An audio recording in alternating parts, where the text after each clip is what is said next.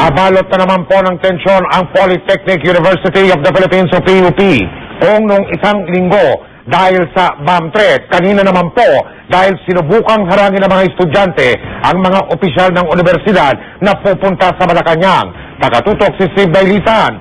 Eksklusibo!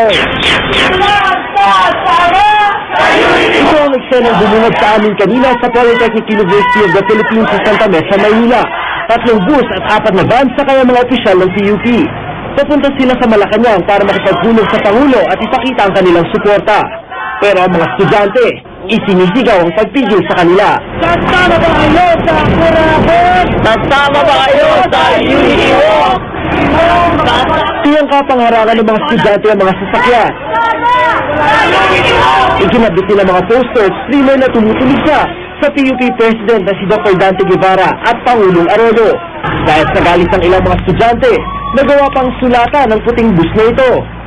Nang umusad na mga sasakyan,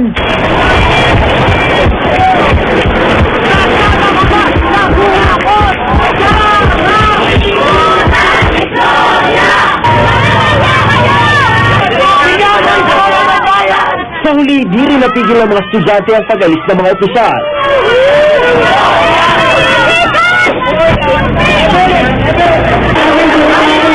Noong isang linggo, nagpunta si ZTE Star Witness Rodolfo Jun Lozada sa PUP nang bigla umanong nagkaroon ng bomb threat. Nahinala ng mga estudyante ay gawa-gawa lang.